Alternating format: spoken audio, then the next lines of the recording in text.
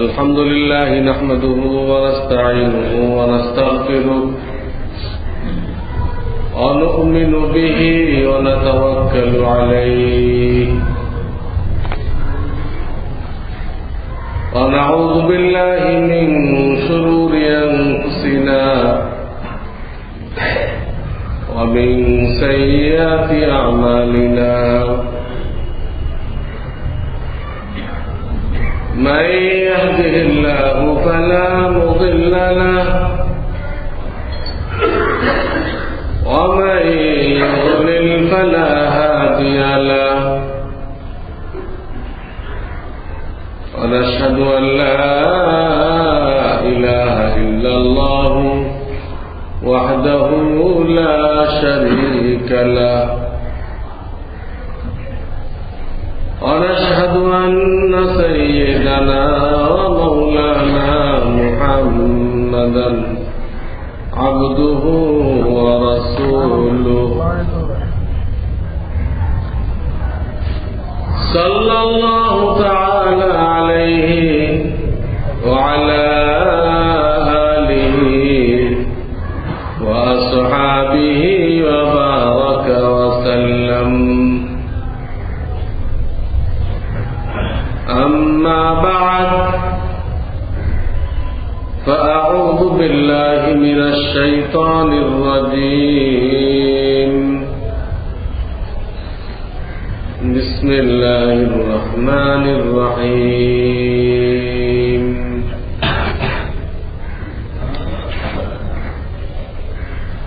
هو الذي أرسل رسوله بالهدى ودين الحق ليظهره على الدين كله ولو كره المشركون.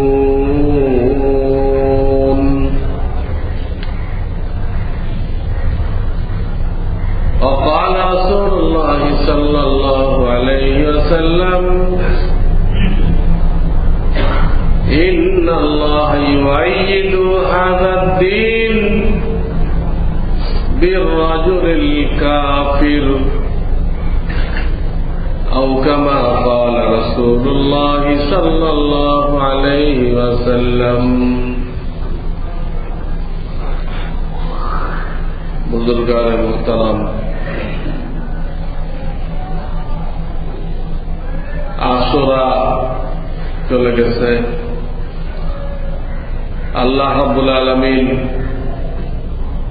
আমাদের অনেককে তৌফিক দান করেছিলেন এই আশুরা উপলক্ষে সঠিক সুন্নত পালন করা। আমি গত জুমাতে বলেছিলাম সঠিক সুন্নত কি, আর শয়তান কি কি বাড়ায় দিচ্ছে, বাড়ায় আসল কাজের থেকে নকল কাজের মধ্যে লিপ্ত করে আমাদেরকে মাহরুম করার পরিকল্পনা বানাইছে। শয়তান জানে যে সরাসরি নিষেধ করলে ইবাদত বন্দেগী ছাড়বে না। কাউকে বলে যে ইবাদত করার দরকার নেই, নামাজ পড়ার দরকার নেই, রোজা রাখার দরকার নেই, তো শয়তান এটা জানে যে এই পলিসিতে সে কামিয়াব হবে না। এই জন্য সে যেহেতু আল্লাহ তাআলার সাথে ওয়াদা করে আসছে যে আমাকে যেমন তোমার দরবার থেকে বের করে দিলে, বের তো সে নিজের দোষে আল্লাহর সামনে অহংকারী করছে, আল্লাহর সামনে সে অহংকারী করছে, দোষ স্বীকার করে। আল্লাহ তখন বলে, তুমি চিন্তা করলে না কেন? হে দর্শনে চলে গেছে, আমি ভালো, আদম দিচ্ছে, আল্লাহর দর্শন বুঝে।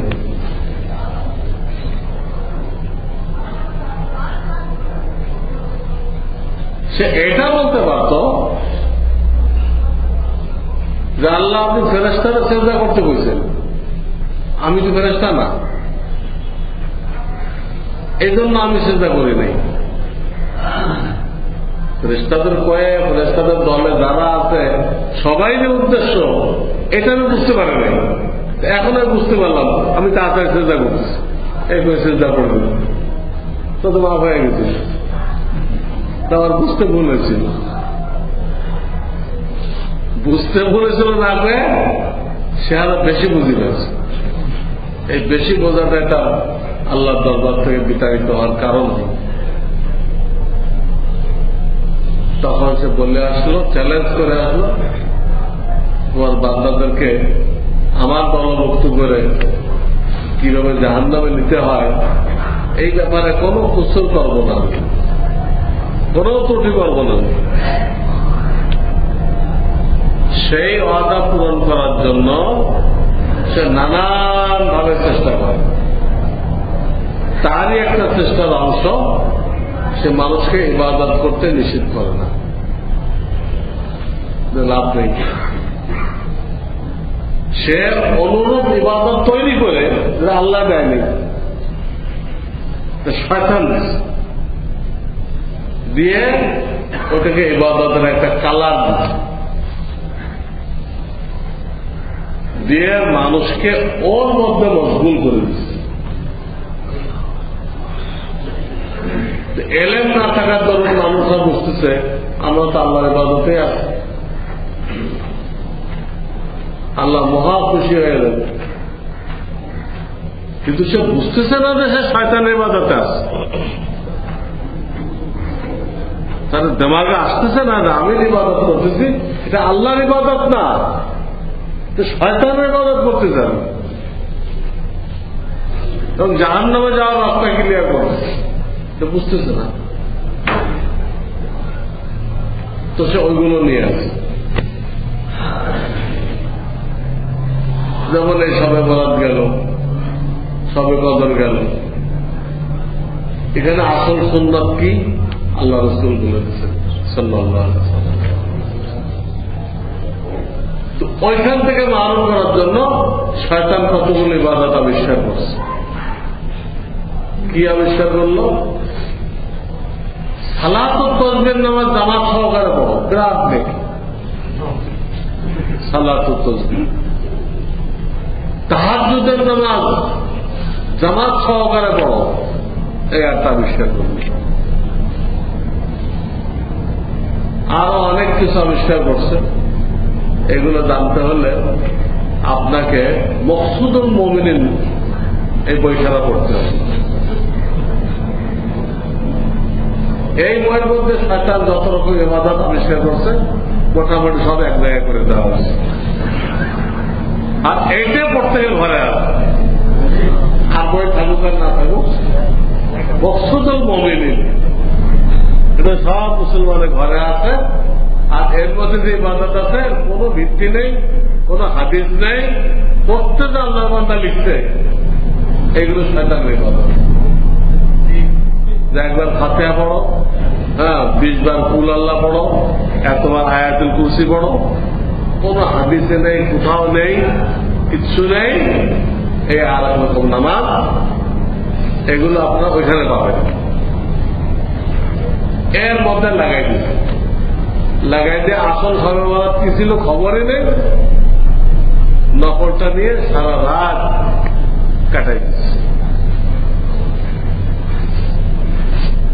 আল্লাহ রাজি করে দিচ্ছে সব জায়গায় এই কাণ্ড। ঠিক টাইমে আসরা চলে গেল, আসরাতে রোজা রাখতে বলা হয়েছে, দুটা রাখলে ভালো, একটা তো 10 তারিখ আগে পরে আর একটা, তারপরে ইস্তেগফার করতে বলা হয়েছে।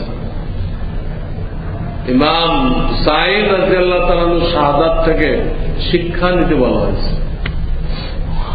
উনি রসুলের কলিজার টুকরা, ওনার এই কোরবানির কি দরকার ছিল? আসল তো আল্লাহর দরবারে খানদান দিয়ে কোনো লাভ হবে না, সুন্দর চেহারা দিয়ে, সুন্দর বাড়ি দিয়ে, সুন্দর গাড়ি দিয়ে আপনার আমার কোনো দাম বাড়বে না। আপনি কত লক্ষ টাকার গাড়ি চালান, এতে তো কবরে ফেরেশতারা আপনার তো সম্মান দেখাবে। হ্যাঁ, এই সম্মান দেখাবে, এগুলো আল্লাহর কাছে কোনো দাম নেই। সেখানে দাম হল কুরবানি। আল্লাহর দ্বীনের জন্য, আল্লাহর দ্বীন আপনার আমার মধ্যে আসবে, অন্য ভাইয়ের মধ্যে আসবে, এর জন্য আপনার আমার কি কুরবানি আছে, কি ত্যাগ আছে, জান মালের কি ত্যাগ আছে, এইটার উপরে আল্লাহ আপনাকে আমাকে মর্যাদা দান করবেন। যেহেতু ইমাম হুসাইন রাদিয়াল্লাহু তাআলাকে আল্লাহ বিশাল মর্তবা দিতে চান, ওই মর্তবায় পৌঁছানোর জন্য বিশাল কুরবানি দেওয়া হয়েছে। আর এত কঠিন ভাবে শহীদ করার দরকার ছিল না, কিন্তু ওনাকে যখন আল্লাহ তাআলা দরজা দিবেন, তখন অনেকে তো বলতে পারে যদি এই কোরবানি ছাড়া উনি বিশাল দরজা পাইত, অনেকেই বলতো আমাদের বাজার তো ওনার সমান ছিল, আমরা তো ওনার সমান মর্তবা পাইলাম না, বলতে পারবে, কিন্তু সেই বলার সুযোগ নেই। এমন কোরবানি আল্লাহ দিচ্ছে সপরিবারে, ওনার খানদানের কেউ তো আর বেঁচে ছিল না, মহিলা শিশু ছাড়া সব শেষ। সেটা আল্লাহর দ্বীনের জন্য, এই দ্বীনের ইসলাম বিরোধী কর্মকাণ্ড থেকে মানুষকে বাঁচানোর জন্য তিনি একটা উদ্যোগ নিয়েছিলেন। যদিও কুফাবাসীর গাদ্দারির কারণে, বিশ্বাসঘাতকতার কারণে কামিয়াব হন নাই, কিন্তু সেজন্য আল্লাহ সওয়াব তো কম দিবেন, সব আল্লাহ তাআলা সমানা দিয়ে দিবেন। তো আমি বলতেছিলাম যে আল্লাহর দরবারে খানদানের দাম হবে না। আল্লাহর হাবিব তার চাচা কত কোরবানি করছে আল্লাহ রসুলকে হেফাজত করার জন্য, কিন্তু উনি দুজনে চলে গেছে। আল্লাহ রসুল নিজে ঘোষণা করছে যে আমার চাচা দুজনে চলে গেছে, এবং ওনাকে জাহান্নামের কিনারে রাখা হয়েছে, যেখানে ওনার পায়ের টাকলু পর্যন্ত আগুনের মধ্যে আছে, বাকিটা আগুনের বাইরে। এত ডিটেলস বলে দিচ্ছে। এত ভাবে আল্লাহর হাবিবকে সাহায্য করছেন, তো এই ফায়দা হয়েছে। দোজখে গেছে, কিন্তু অন্যদের তুলনায় কম শাস্তি হয়েছে। দোজখে গেছে, নবীর চাচা দোজখে গেল, ইব্রাহিম খলিলুল্লাহর আব্বা দোজখে গেল, নূহ আলাইহিস সালামের ছেলে দোজখে গেল, লূত আলাইহিস সালামের বিবি দোজখে গেল। খানদানের কি দাম?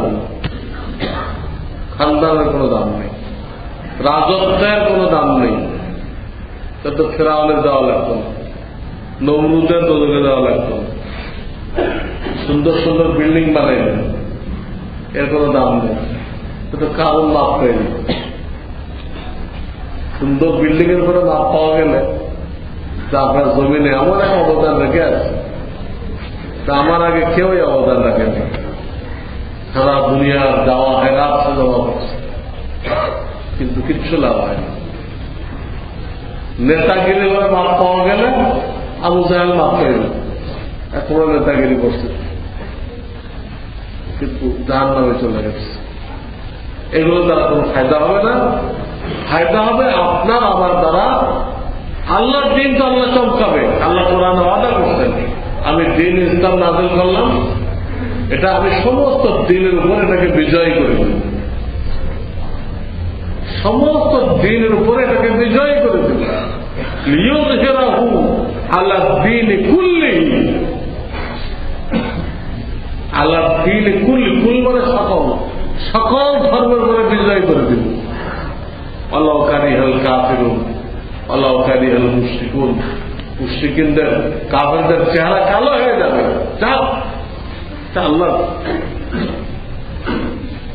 বলে দিচ্ছেন তার দিন তিনি যে চমকাইবেন, পৃথিবীতে ছড়াই দেবেন, এবং এক সময় আসবে যে কোন একটা জায়গা, কোন একটা মানুষ বাকি থাকবে না যে মুসলমান না। এমন সব মুসলমান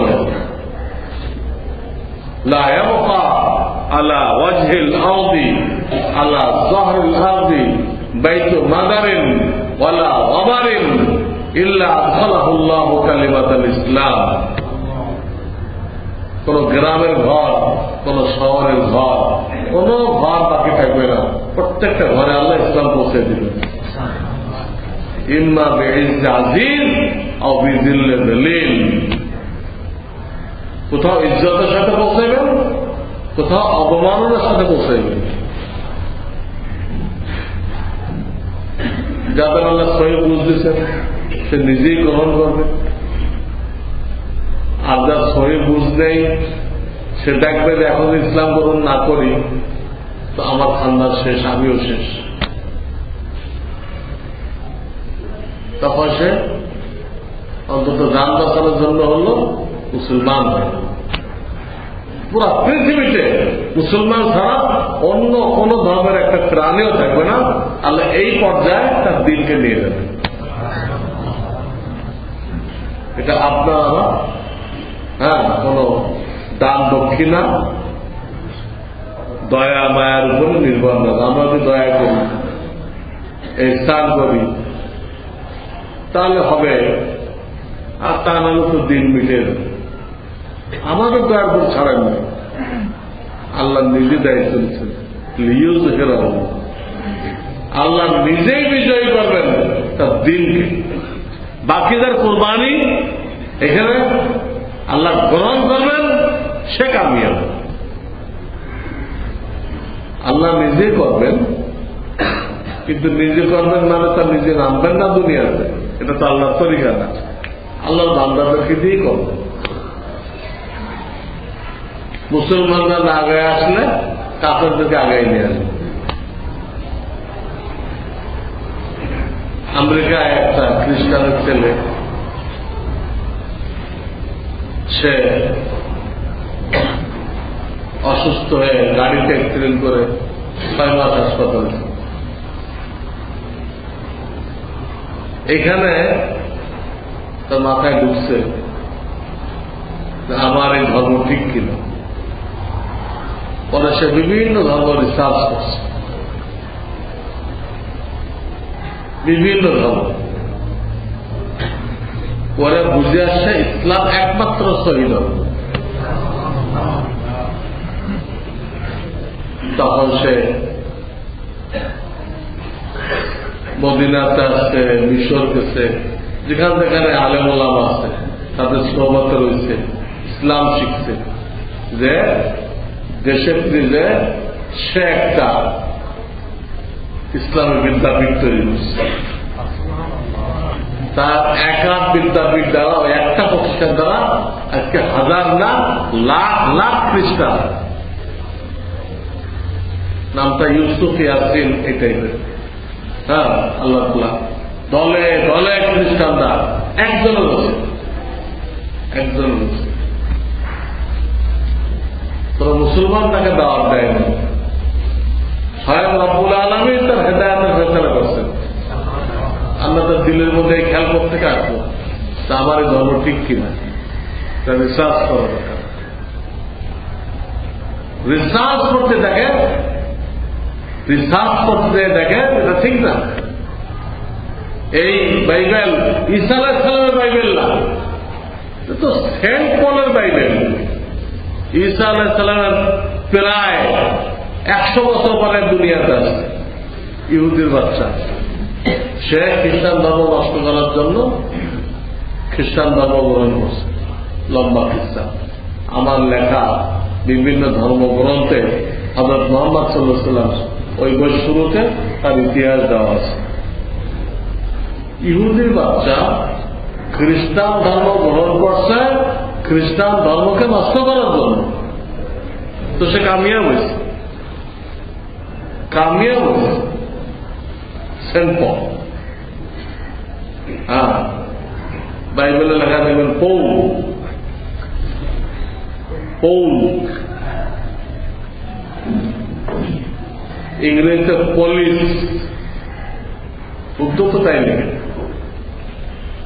এর মধ্যে পাড়াকে পাড়া তার কথা, সে কোথায় গেছে, কোথায় দাওয়াত দিচ্ছে, কোথায় আলো দেখছে, কি হয়েছে পড়ছে আমি নিজে। প্রশ্ন হলো যে এই লোকটা যদি ঈসা আলাইহিস সালামের সাহাবী হইতো তা আমরা কিছুটা মানতে পারতাম, যা ঈসা আলাইহিস সালাম তো শুনছে ওগুলো সে লিখছে। তো আমরা হাদিসগুলো পাইছি সাহাবায়ে কেরামের মাধ্যমে। প্রত্যেকটা হাদিসের শুরুতে একজন সাহাবীর নাম আছে, তিনি বলেন সামি'তু রাসূলুল্লাহ সাল্লাল্লাহু আলাইহি ওয়াসাল্লাম, আমি আল্লাহ রাসূলকে এই কথা বলতে শুনছি। প্রত্যেকটা হাদিসে কোন একজন সাহাবীর নাম আছে। এই হাদিসগুলো তো আল্লাহ রাসূল লেখা নাই, লিখাটা কিতাব তৈরি করে দিয়ে যাবে, আমি যা কইলাম লিখে দিয়ে গেলাম। যে হাদিসগুলো আজকে আমরা পড়তেছি যে আল্লাহ রাসূল নিজে কোনো কপি তৈরি করে দিয়ে যান না, সাহাবায়ে কেরাম বয়ান করছেন, তারা নিজেরা লিখছেন, তারা এগুলো তাবিদের উপর বয়ান করছেন, তাবিন, তারা তাবিনদের কাছে বয়ান করছেন, আবার লিখেও রাখছেন। এইগুলো দেখে পরবর্তীকালে ইমাম বুখারী ওইগুলো এক জায়গায় করছেন, ইমাম মুসলিম রাহমাতুল্লাহ এক জায়গায় করছেন। প্রত্যেকে তার সাধ্য অনুযায়ী ওই সাহাবায়ে কেরাম থেকে যেগুলো পাইছেন, সাহাবায়ে কেরাম থেকে তাবিন, তাবিন থেকে তাবে তাবিন, এই একত্র করছে। তো বলতেছিলাম যদি সেন্ট পল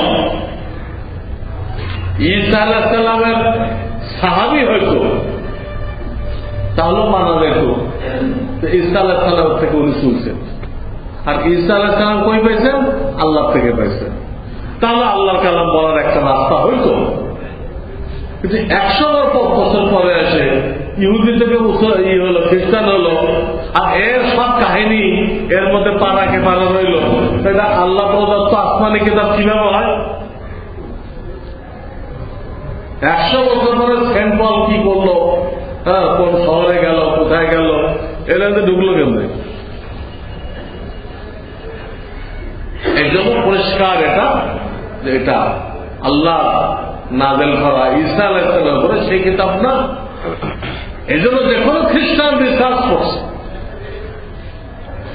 যে রিসার্চ করছে সে এটা মানতে বাধ্য হয়েছে যেটা কোনো মানুষের তৈরি, খোদা প্রদত্ত না, তার ইসলাম গ্রহণ করছে। তো আল্লাহ তাআলা এইভাবে করতে থাকবেন, এইভাবে করতে থাকবেন। একসময় খারাপ দুনিয়াতে মুসলমান ছাড়া কেউ থাকবে না। কিন্তু প্রশ্ন হল যে আল্লাহ তো তার কাজ, আল্লাহর কাজ আল্লাহই করবেন এবং তার বান্দাদেরকে দিয়েই করবেন। সেই বান্দাদের মধ্যে আপনি আমি শরীক হতে পারলাম কিনা, আপনার আমার কোনো ভূমিকা আছে কিনা, ওইটা দিয়ে আল্লাহর দরবারে আপনার আমার মূল্য নির্ধারণ করা হবে, আর কোনো কিছু দিয়ে না। মন্ত্রী ছিলেন, এই ছিলেন, সে ছিলেন, আপনার নামের উপরে হাজার লোক জিন্দাবাদ দিছে, মুর্দাবাদ দিছে। এই জিন্দাবাদ আর মুর্দাবাদ আল্লাহ কাছে কোনো কাজ হবে।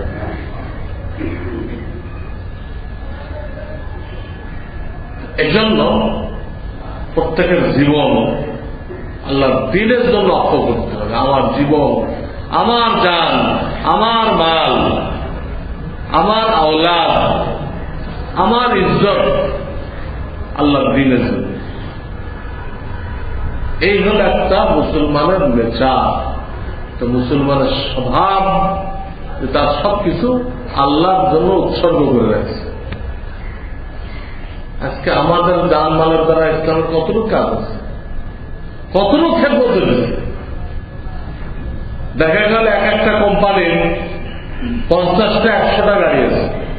একটা উদাহরণ দিচ্ছি, 50 থেকে 100টা গাড়ি আছে, আরো বেশিও আছে। আমার মাদ্রাসার এক সদস্য, এর তো অন্তত 100 কম না গাড়ি,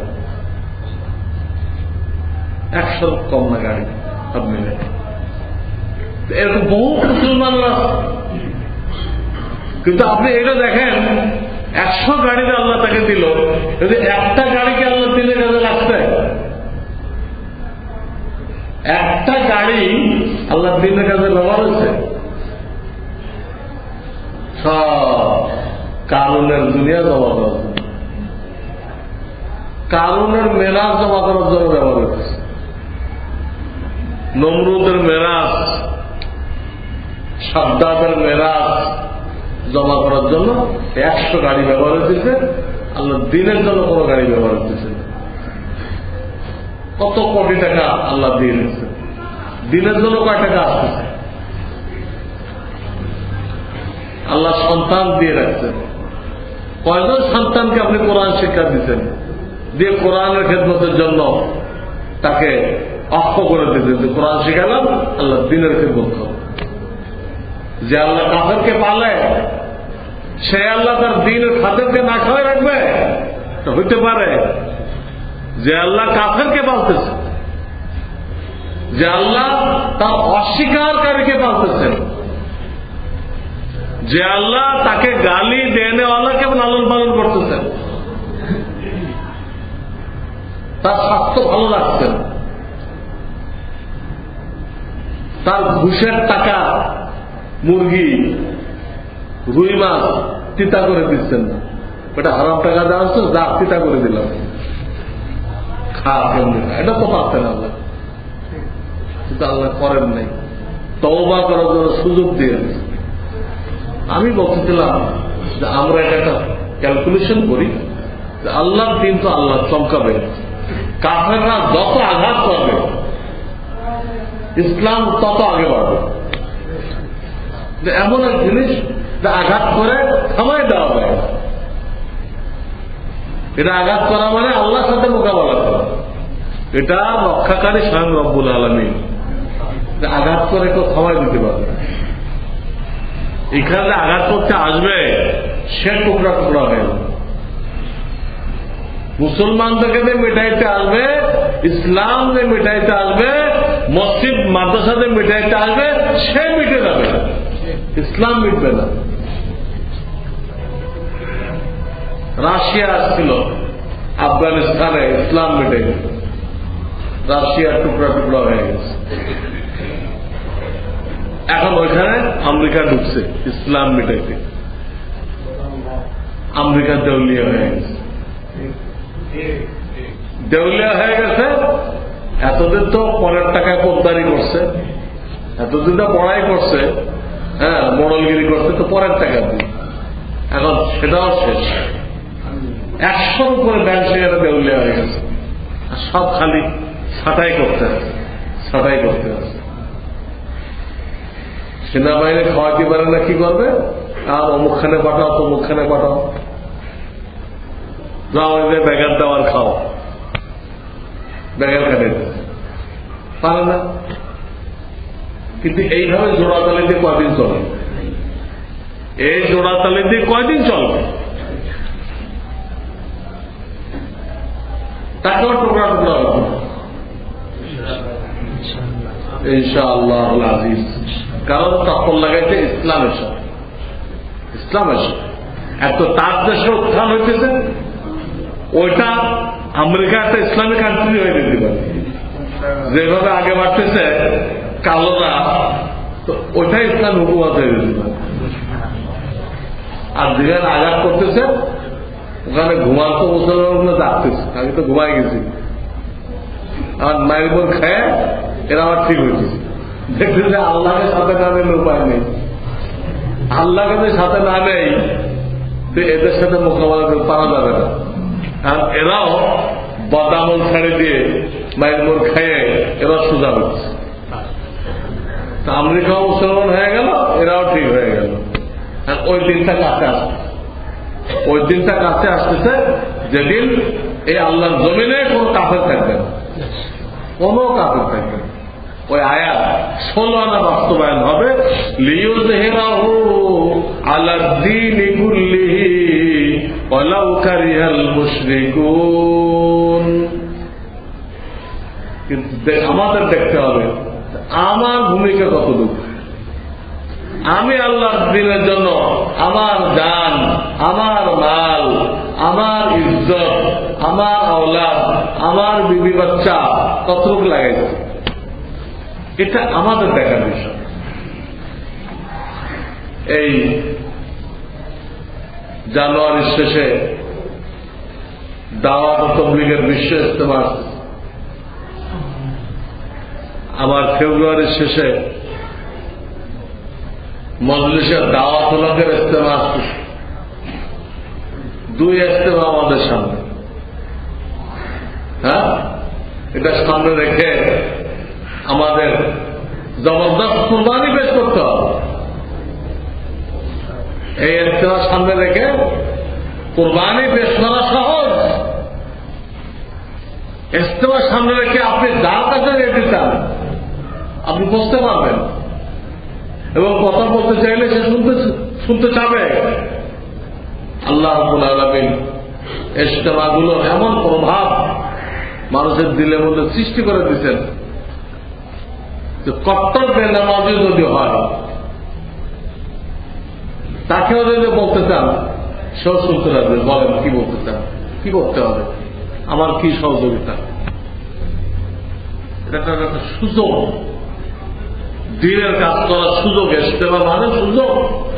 ইজতেমা কেন না, এটাকে সামনে রেখে মেহনত করার একটা রাস্তা খুলে দেয়। সব জায়গায় দাওয়াত পৌঁছাই দেওয়া হবে। এখন যারা এই সুযোগে গ্রহণ করবে, জান মালের কুরবানি পেশ করবে, আল্লাহর দরবারে তাদের অনেক পজিশন বুলন্দ হয়ে গেল। এটা করতে, এটা জরুরি। এইটার দ্বারা আখিরাতে ইজ্জত বাড়বে। আল্লাহর হাবিব এত কষ্ট কেন করলেন যে তয়েফের মধ্যে সারা শরীর রক্তাক্ত হয়ে গেল, জুতা মোবারক পা মোবারকের সাথে আটকে গেছে রক্ত, জুতা খোলা যায় না। তারা দাওয়াত গ্রহণ করে নেই, আরো এই বালকদেরকে ছোকরাদেরকে পিছনে লাগিয়ে দিচ্ছে, পাগল মনে করে পাথর মারছে। কি কষ্ট করছে, উহুদের ময়দানে কি কষ্ট করছে। 100 মতো তীর তলোয়ার পাথরের আঘাত থাকতে নবী আলাইহিস সালামের শরীরে। একজন সাহাবী হাত দিয়ে ঠেকেছেন, তার 2 হাত বেকার হয়ে গেছে। আর একজন সাহাবী হুজুরের শরীর করে শুয়ে গেছে, উনি শহীদ হয়ে গেছে, কিন্তু হঠাৎ নাই, ওই অবস্থায় শহীদ হয়ে গেছে। সহজ কথা। তো আল্লাহ হাবিবের এই কোরবানের কি জরুরত ছিল? যার থেকে প্রিয় কোনো মানুষ নেই, আল্লাহর কাছে যার থেকে প্রিয় কোনো মানুষ নেই, তিনি এই কোরবানি কেন করলেন? একটাই কারণ, আল্লাহর কাছে কোরবানির দাম, ত্যাগের দাম, ত্যাগের দাম। ধনী হোক আর গরিব হোক, যদি সে আল্লাহর জন্য কোরবানি করে, আল্লাহর দ্বীনকে আগে বাড়ানোর জন্য কোন লাইনে সে চেষ্টা করে, এটা তার জন্য সদকায়ে জারিয়া, এটা আল্লাহর দরবারে তার মান মর্যাদা বাড়ায়, তার গুনাহ খাতা আল্লাহ তাআলা মাফ করেন, এবং তার এই বরকত আল্লাহ তাআলা কয়েক খানদান পর্যন্ত চালাইতে থাকেন। মুসা আলাইহিস সালাম আর খাজির আলাইহিস সালাম লম্বা কিস্তা। এক এটিমের ওয়াল সোজা করে দিল, ওয়াল সোজা করে দিল। মূসা আলাইহিস আপত্তি করলেন যে এরা আমাদেরকে মেহমান রাখতে রাজি হলো না, এই গ্রামবাসী, আপনি বিনা পয়সায় ওয়াল সোজা করতে গেলেন কেন? কিন্তু পয়সা নিয়েও যদি করতেন তাহলে তো আমরা ওদের দিয়ে কিছু খানার ব্যবস্থা করতে পারতাম। তো মূসা আলাইহিস সালাম জাহেরি শরিয়াতের নবী, শরিয়াতের হুকুম আহকাম জানেন। আর খাজির আলাইহিস সালাম, খাজির ওনাকে আরবি বলে তাকবীন, যে পৃথিবীতে পরিবর্তন হয়েছে। হ্যাঁ, অমুক বাদশাহ হইতেছে, হ্যাঁ অমুক বাদশাহী থেকে নামাই দেওয়া হইতেছে, অমুক জায়গায় দরিয়া ছিল দরিয়া নেই, আর এখানে সমান জায়গা ছিল এতে দরিয়া হয়ে গেছে, অমুক দেশ ধসে গেছে। এই যে পৃথিবীর পরিবর্তন হয়েছে, এইগুলো দেখাশোনার জন্য আল্লাহ যাদেরকে দায়িত্ব দিচ্ছেন, হ্যাঁ, তো তাদের বলে তাকবীর। নবী আলেম ওলামারা এরা দেখেন তাশরীহ, শরিয়াতের সাইড। আর খাজির আলাইহিস সালাম আর ওনার মাথাতে যে গওস কুতুব আবদাল আছে তারা দেখে ওই সাইডটা। কর্নেওয়ালা আল্লাহ, কিন্তু তিনি আবার এখানে দায়িত্ব দিচ্ছেন। এই জন্য এই ওয়াল কেন সোজা করা হলো খাজির আলাইহিস সালাম জানেন, যেহেতু ওই সাইড দেখার দায়িত্ব না। আর এক নাবালেগ বাচ্চায় করে কতল করে দিলেন, এটাও মূসা আলাইহিস সালামের আপত্তি হলো, এটা নিষ্পাপ বাচ্চাকে কতল করে দিলেন। কিন্তু আল্লাহ হুকুমে করছে, আল্লাহ হুকুমে করছে। এই বাচ্চা বড় হলে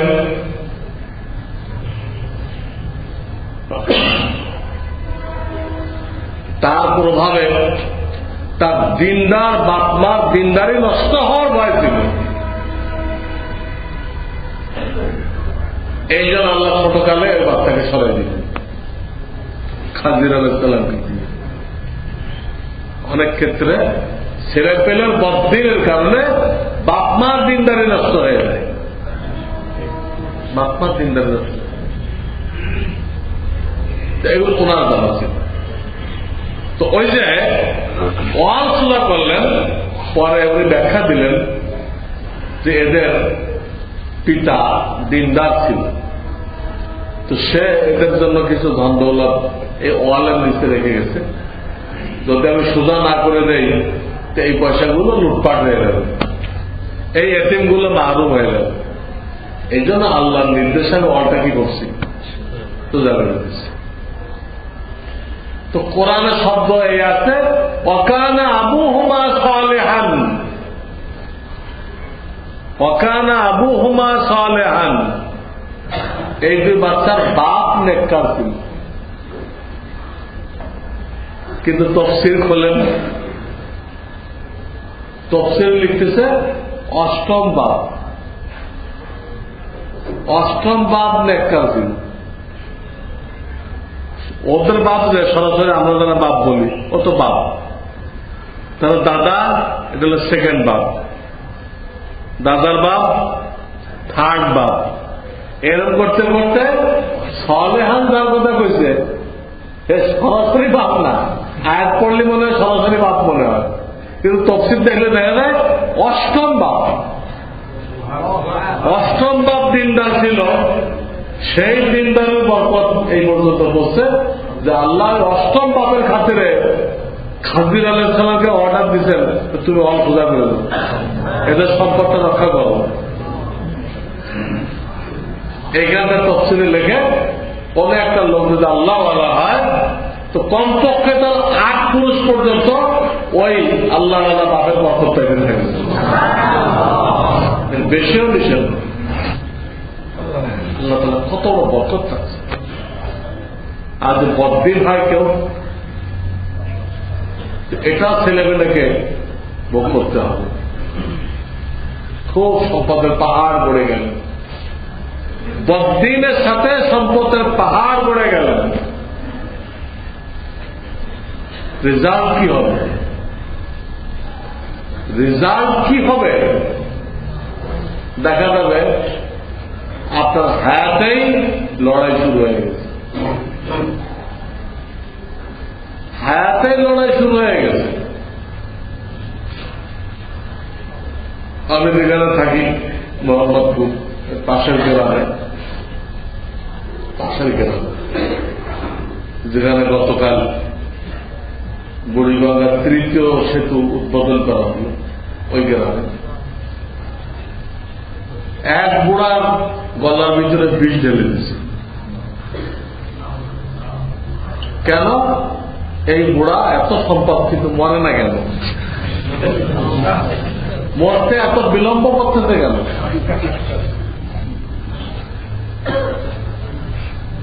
আপনি তো আশ্চর্য হইতেছেন। আর আমি তার জানাজা পড়ছি, কি ফায়দা হলো মাল জমা করে?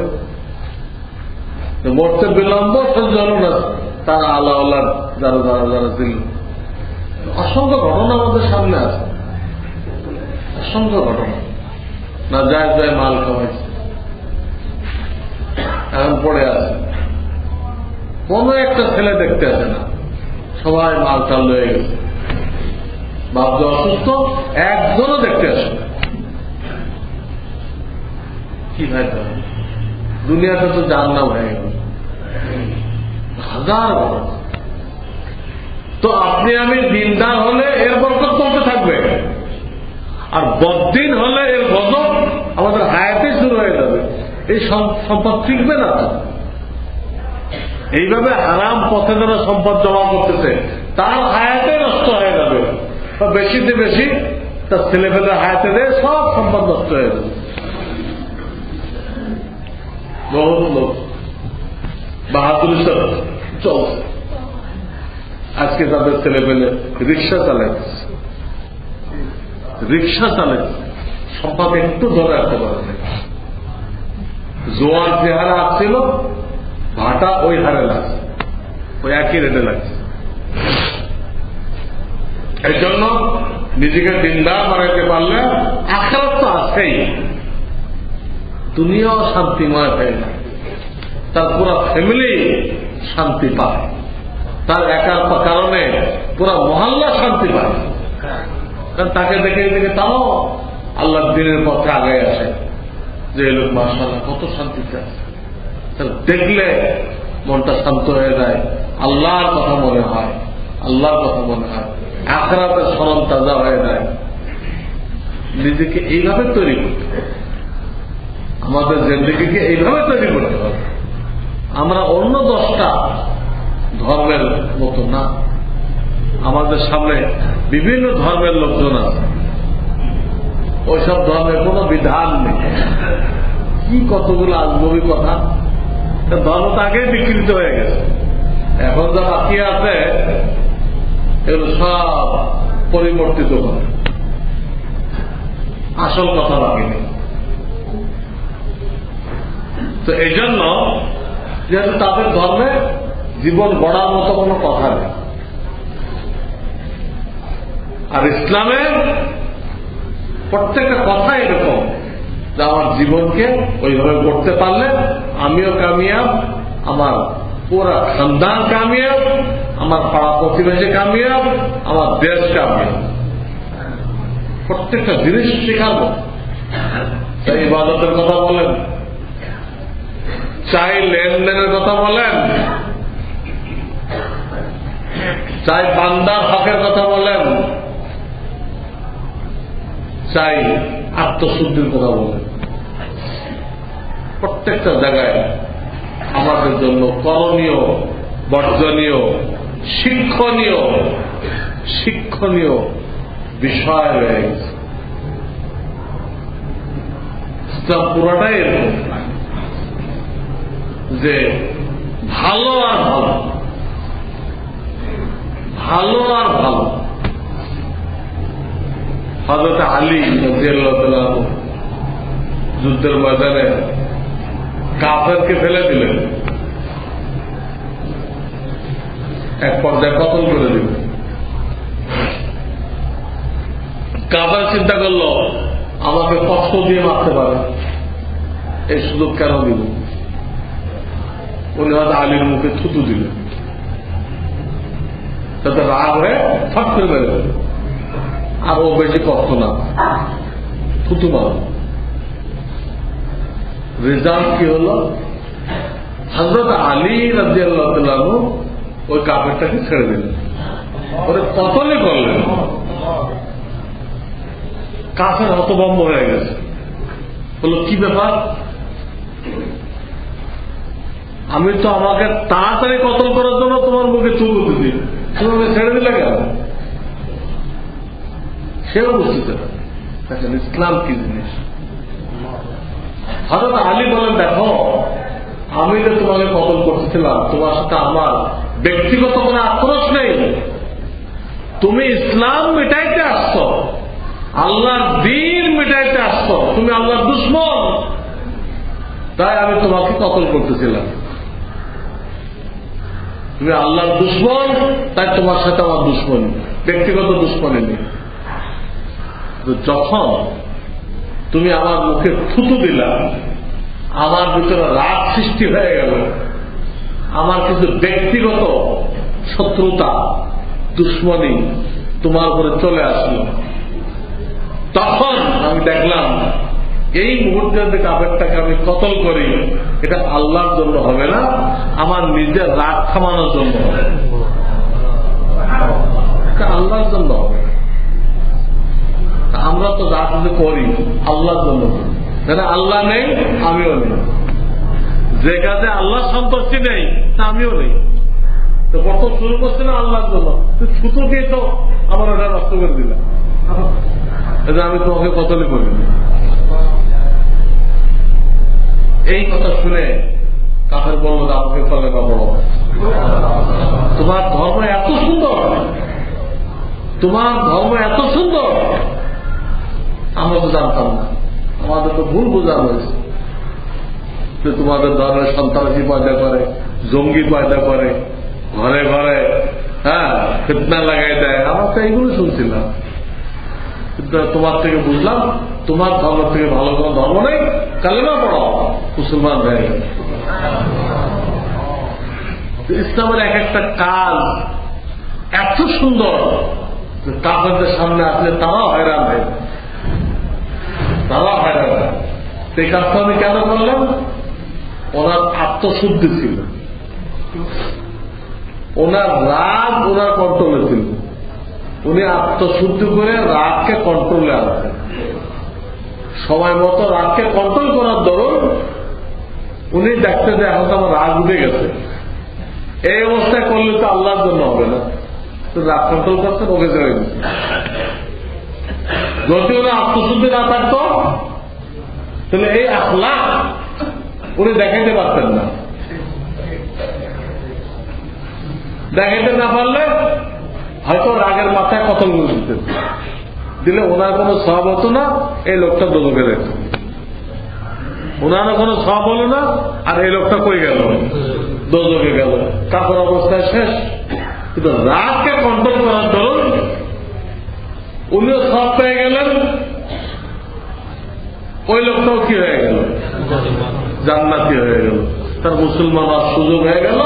গোড়া কোথায়? গোড়া আছেন, গোড়া হলো আত্মশুদ্ধি। গোড়া কোথায়? আত্মশুদ্ধি। হযরত আলী রাদিয়াল্লাহু তাআলা ওনার ঢাল চুরি হয়ে গেছে, ঢাল চুরি হয়ে গেছে। এটা বেশ কিছুদিন পরে একটু রুজিকার পাওয়া গেল ওনার সেটা।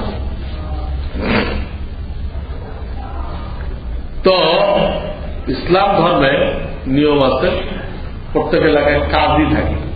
এই বিয়ে পড়ে না কাজী না কিছু, এ তো বেকার, এগুলো একদম জাহেল, জানেও না কিছু। তো ওই জমানার কাজী মানে তাকে কোরআন হাদিসে সবচেয়ে পারদর্শী হয়েছিল। ওই কাজী মানে জাস্টিস, এবং আমাদের দেশের জাস্টিসের মতো না, এই তো এগুলো তো ইংরেজদের তরিকা। এখানে সবকিছু তৈরি করা হয়েছে সন্দেহের উপরে। এখানে সবকিছু তৈরি করা হয়েছে কিসের ভিত্তিতে? সন্দেহের উপরে। এই বিচারের যদি ঘুষ খেয়ে বিচার করে তাহলে জনগণ কি করবে? আচ্ছা, এর মাথার উপর আরেকজন বসা, এবার যদি ঘুষ খায় তাহলে কি করা যাবে? তো বিচার পাবে না, আরেকজন বসা। আগে তো ধরে নিয়েছে যে আমি যারা বসে দিচ্ছি ঘুষ খেয়ে দিতে হবে, এটা আমি ধরে নিয়েছে। যারা আইন বানাইছে তারা এটা শিওর। কিন্তু কয়েকটা স্তর আসছে, যাতে কোন একটা স্তর দেয় এই লোকটা জাস্টিস পাইতে পারে। পুরা সন্দেহের উপরে তারা বিচার বিমর্শ হয়েছে। কারণ এখানে বিচারক নিয়োগের কোন বিধি নেই। যত ল বই দেখবেন বিভিন্ন বিষয়ে আইনের ধারা, উপধারা বলতে বলতে কখন উপধারা বয়ন করছে, সব ঠিক আছে, কিন্তু বিচারক যে আপনি নিয়োগ করবেন এর ধারা কি, তার মধ্যে কি কি যোগ্যতা থাকতে হবে? হ্যাঁ, আপনি না ইন্দুর মিন্দুর এগুলো বিচারক হতে পারবে কিনা? হ্যাঁ, হ্যাঁ, চাকমা হিন্দু এগুলো হতে পারবে কিনা? কোন বিধান নেই। কিন্তু ইসলামের তরিকা হল সেখানে বিচারক নিয়োগের একটা ফর্মুলা আছে। তার ভিতরে এই 10টা গুণ দেখতে হবে। এই 10টা গুণ কার মধ্যে পাওয়া গেলে বুখারী শরীফ জিলদে সানি 2য় খণ্ডের মধ্যে ওই আলোচনাটা আছে যে বিচারক জায়গায় নিয়োগ করা হবে, 11 গুণ থাকতে হবে। এই গুণ দেখার পরে তাকে বিচারক হিসেবে বসানো হবে।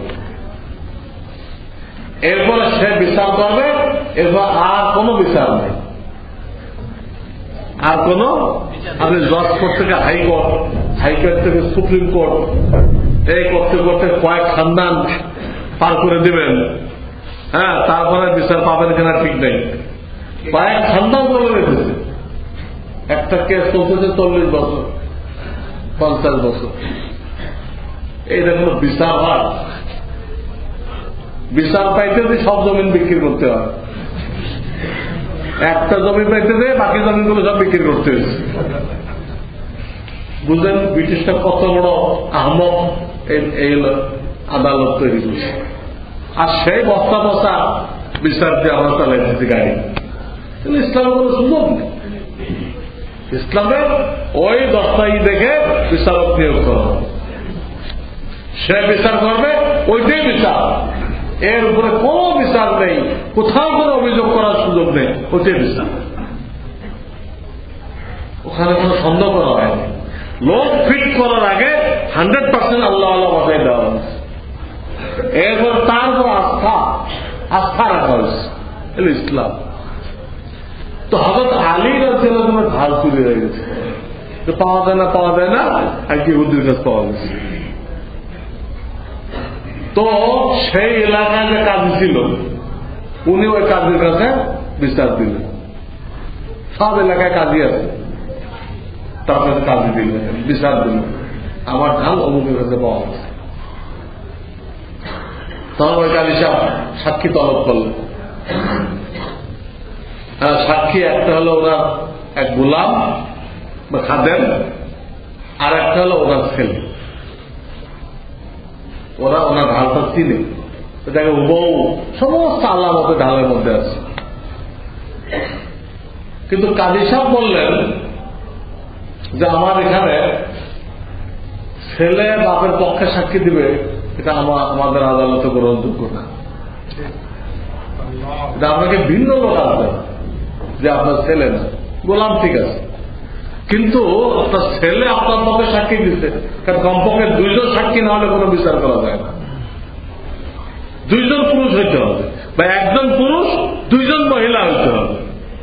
ইসলামে বিচার করতে গেলে হয়তো 2 জন পুরুষ হইতে হবে যারা নামাজি, বদ্দিন মৎফর এগুলো হবে না, অথবা 1 জন পুরুষ 2 জন মহিলা। কারণ 2 জন পুরুষ তো ছিল, 1 জন হয়ে গেছে ওনার ছেলে বাপের পক্ষে সেটা গ্রহণযোগ্য না। তখন ওই কাজী সাহেব ওই মামলা খারিজ করে দিল, যেটা হল খারাজ। মামলা খারেজ। রাষ্ট্রপতি হল বাদী, রাষ্ট্রপতির মামলা খারেজ হয়ে গেছে। তখন তাতে আলী আমিরুল মুমিনিন, মুসলমানদের আমিরুল মুমিনিন, রাষ্ট্রপ্রধান, একজন কাজীর দরবারে ওনারটা খারেজ হয়ে গেছে, ওনার সাক্ষী টেকে নেই। এই দেখে তো এই ইহুদি হতভম্ব হয়েছে, কি ধর্ম, রাষ্ট্রপতির কোন দাম নেই। পরে নিজে স্বীকার করছে, ঢাল ওনার, বিচার টিচার দরকার নেই, ঢাল দিয়ে দেন আর আমাকে মুসলমান বানান। যে ধর্ম এরকম ধর্ম হয়, রাষ্ট্রপতি কোনো তোয়াক্কা করা হয় না, রাষ্ট্রপতি কোনো তোয়াক্কা করা হয় না। ধর্মে কাজীর এত বড় পাওয়ার, এ ধর্ম ঠিক, আমার কোনো সন্দেহ নেই। তাহলে ওনার ঢাল আমি স্বীকার করতেছি, দিয়ে দেন আর আমাকে মুসলমান বানান। আর আমাদের এখানে মন্ত্রী ফোন করে দিল, ওইটা বিচার করতে হবে। বিচারক বন্ধি খুব ঢাক ঢোল পেটাই দিচ্ছে, বিচার বিভাগ স্বাধীন। কিসের স্বাধীন? ফালতু, হ্যাঁ, শুভাঙ্করের ফাঁকি। হ্যাঁ, আমাদের এই শিক্ষানীতির মতো ইসলামের কিছু রাখে নাই, ফ্রিতে রাখতে হবে একটু, আর কোথাও কিছু রাখে নাই। এই টাইমে আরবি রাখছে, দেখা যায় আরে আমরা সাংঘাতিক ইসলামের পক্ষে আরবি রাখছি। আর বাবা আরবি তো আলিয়া মাদ্রাসা ছাত্ররাও নেয় না, আরবির এত ভয় পায়। আলিয়া মাদ্রাসা ছাত্ররা আরবি নেয় না, আরবি বোঝেন। আপনি গোড়ার দিক থেকে কোথাও কোনো ইসলামিয়াত নেই, আরবি নেই, আপনি ইন্টারনেটে আরবি রাখলেন না, কে নিবে এটা? কে পড়বে? কে অর্থ বুঝবে? যেটা আলিয়া মাদ্রাসায় কেউ নিচ্ছে না সাবজেক্টটা, আপনি স্কুলে রাখলেন, তার আগে কোনো আরবি নেই। মানে পাবলিকে দেখাই দিলে আমরা সাংঘাতিক ইসলামের পক্ষে কাজ করছি, দেখেন আরবি রাখছি আমরা এখানে। কিন্তু কার্যত কি হবে? কোন একটা ছাত্র ওটা নিবে না, নিলেও সে একদম ফেলের থেকেও কম নম্বর পাবে। 32 পাইলে তো ফেল, হাতে দেখবে 17, তো ফেলও করতে পারলো না, ফেলার থেকেও দিচ্ছে।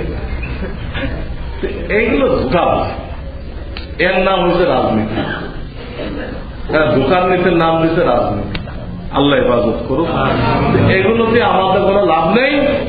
আমাদের লাভ হবে আমরা আল্লাহর দ্বীনের জন্য যদি কিছু কুরবানি বেশ করতে পারি।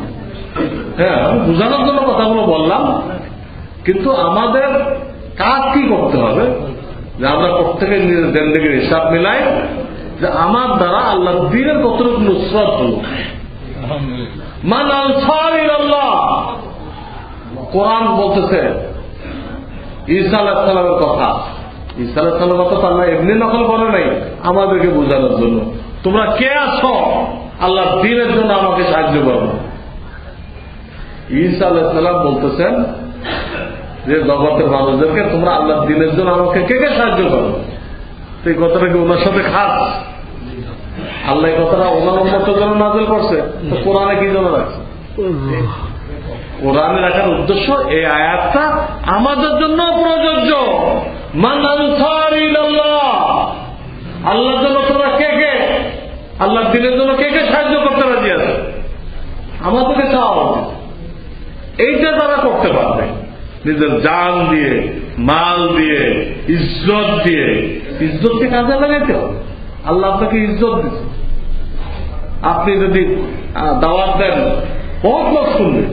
কত কথা একজন এমপি, একজন মন্ত্রী, একজন বিচারপতি এরা যদি দাওয়াত দেয়, তো কেউ কি মানা করবে? হ্যাঁ, কত গুরুত্ব দেবে যে উনি একজন জজ, সে আমাকে দাওয়াত দিচ্ছে, নিশ্চয় কাজটা কি, এই কাজটা সহি। আর ইনি জ্ঞানী মানুষ, কবুল করছেন কেন? কবুল করছেন, খুব গুরুত্ব হবে। উনি ইজ্জতটা আল্লাহ দ্বীনের জন্য কাজে লাগাইলেন। কিন্তু আমরা কি মনে করি, আমি এত বড় একটা ব্যক্তি, আমি যদি গাছতে নেমে যাই আমার তো মান ইজ্জতি শেষ। আরে শেষ না, আরো বাড়লো, আরো ভালো যে আপনার ইজ্জতটা আল্লাহ দ্বীনের জন্য ব্যয় করছেন। ইজ্জতটা এই জন্য দেওয়া হয়েছে যাকে যা ইজ্জত দেওয়া হচ্ছে আল্লাহ আপনাকে একটা উঁচু জায়গায় নিয়ে গেছে, আপনি ওটা আল্লাহ দিনের জন্য ব্যয় করেন, ওইখান থেকে আল্লাহ দিনে সাহায্য করেন। আমি ভয় পেয়েছেন আমি দিনে সাহায্য করতে গেলে হ্যাঁ যদি আমার চাকরি জায়গা চাকরি বাছাই কাজ করেন। প্রত্যেকে বুঝতে হবে আল্লাহ যাকে পজিশন দিচ্ছেন মাকাম দিচ্ছেন ওইটা দিয়ে আল্লাহ দিনের কি কাজ করা যায় ওটা তাকে বের করতে হবে, ওটা আল্লাহ দিনের জন্য ব্যয় করতে হবে। আপনাকে ছেলে দিচ্ছে, ছেলে আল্লাহ দিনের জন্য লাগানো। আপনাকে মাল দিচ্ছে, মাল আল্লাহ দিনের জন্য লাগানো। আপনাকে গাড়ি দিচ্ছে, গাড়ি আল্লাহ দিনের জন্য লাগানো। আপনাকে ঘর দিচ্ছে, ঘর আল্লাহ দিনের জন্য লাগানো। কেমন লাগাবেন? ওখানে বয়ানের ব্যবস্থা করেন। আপনার যে ঘর দিচ্ছে ওখানে কি করেন? একজন হুজুর আইনে বয়ানের ব্যবস্থা করেন, আপনার ঘরে বয়ান হবে। আপনি ঘর কি করবেন? আল্লাহ দিনের জন্য লাগে। এইভাবে আল্লাহ আমাদের যা কিছু দিচ্ছে তা কিভাবে দিনের কাজে লাগানো যায় ওটা ফিকির করি, না বুঝে আসলে জিজ্ঞাসা করি। এটা আমাদের জিন্দেগির লক্ষ্য বস্তু। এটা দিয়ে আমার দুনিয়ার জিন্দেগি, কামিয়াব জিন্দেগি, মজাদার জিন্দেগি, আখিরাতের জিন্দেগি, ইজ্জতের জিন্দেগি আল্লাহ আমাদেরকে তৌফিক দান করুন। দুনো ইস্তেমার জন্য আমরা দাওয়াত দিতে থাকি এবং কাজ করতে থাকি। আখিরু দাওয়ানা আলহামদুলিল্লাহি রাব্বিল আলামিন।